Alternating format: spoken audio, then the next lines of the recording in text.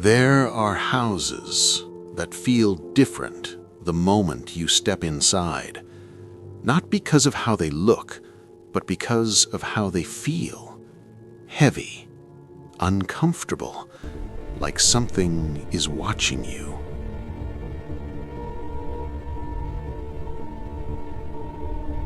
In December of 1975, a family moved into a home in Amityville, New York. It was beautiful, spacious, affordable. Almost too affordable. What they didn't know was that just 1 year before, something had happened inside that home. Something so violent, so disturbing, that many believed the walls themselves had absorbed it.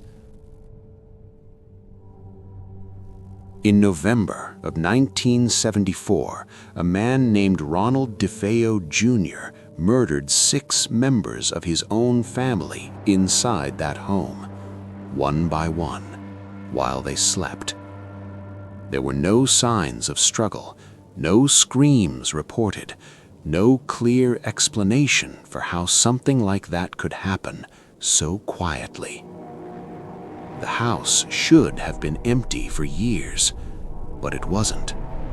Just over a year later, George and Kathy Lutz moved in with their 3 children. They knew about the murders. They had been told everything. But they didn't believe in ghosts. They believed a house was just a house. And at first, everything seemed normal. They unpacked. They settled in. They started building a new life. But on the very first day, something happened.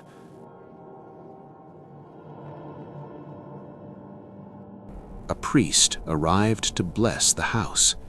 He walked from room to room, quietly performing the ritual, until he reached one of the upstairs bedrooms. And that's when he heard it. A voice, not distant, not unclear, right next to him. Get out. He froze. The room felt different, colder, heavier. He finished the blessing quickly and left. Before leaving, he gave a warning. Stay out of that room. The family didn't understand why, but they listened, at least at first. Then came the nights. George began waking up at exactly 3:15 a.m. every night. No alarm, no sound, just awake. At first, it didn't seem important, but then he realized something. That was exactly the time the murders had taken place. Night after night, 3:15. And with each passing night, things began to change. The house felt colder. Even with the fireplace burning constantly, George couldn't get warm. It wasn't just physical. It felt deeper than that, like something inside the house was draining the warmth out of him. There has to be another way. Then came the sounds, doors slowly creaking open when no one was there, windows slamming shut without wind, footsteps in empty rooms. At first, they tried to ignore it. Old house, they told themselves. Wood expands, pipes make noise. But this didn't feel random. It felt intentional. And then came the smell. A foul odor, thick, rotting, appearing suddenly in different parts of the house. Sometimes in the hallway, sometimes in the bedrooms, and just as quickly as it appeared, it would vanish. No source, no explanation. Kathy began to feel it too, not just the cold or the sounds, but a presence, something she couldn't see but couldn't ignore, like someone standing just behind her, watching, waiting. And then the children started talking about a friend. At first, it sounded normal. Kids have imaginary friends. But this was different. They described it in detail. A large figure, pig-like, with glowing red eyes. They called it Jody.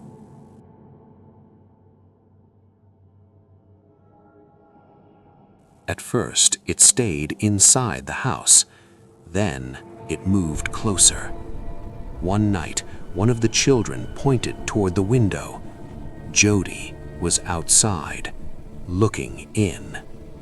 That's when the fear became real. The house wasn't just making noise anymore.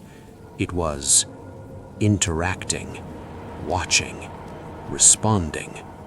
And then it got worse. George began to change. He became quiet, distant, short-tempered. He spent hours sitting by the fireplace, staring into it, almost like he was in a trance. He stopped sleeping properly, stopped engaging with his family. It was like the house was pulling him in. Kathy noticed it, but didn't know what to do. And then, one night, something happened that she couldn't explain. She woke up suddenly, unable to move, unable to speak, and slowly she realized she wasn't lying in bed anymore. She was above it, floating, suspended in the air, in complete silence. She tried to scream. Nothing came out. And then, just as suddenly, she dropped back onto the bed, as if nothing had happened. But everything had changed. The children began sleeping together.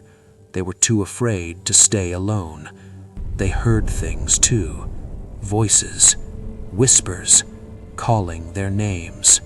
Sometimes from inside the walls, sometimes from right next to them.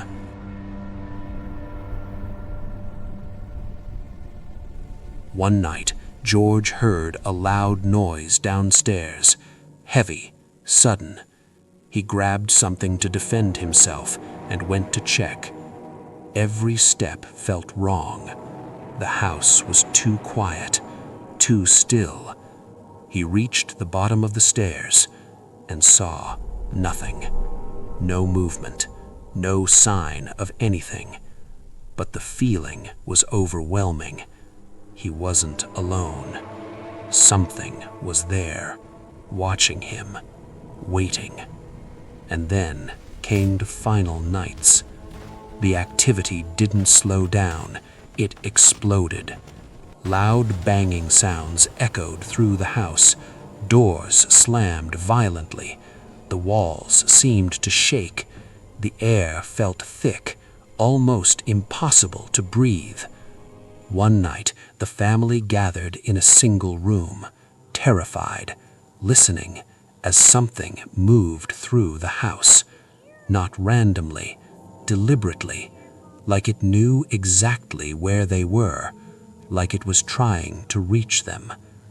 That was the breaking point. After just 28 days, they couldn't take it anymore. They didn't pack. They didn't plan. They left. Everything behind. Clothes, furniture, personal belongings, all still inside the house. They got in their car and drove away, and they never came back. To this day, the Amityville house still stands, quiet, still. From the outside, it looks like any other home, but those who know the story say something feels off. Some believe the Lutz family told the truth. Others believe it was all a story. But one thing remains certain. They left after just 28 days.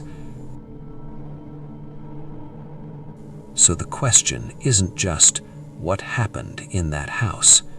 It's this: what would make a family run in the middle of the night and never return? And And if something like that was in your home, watching you, would you even know?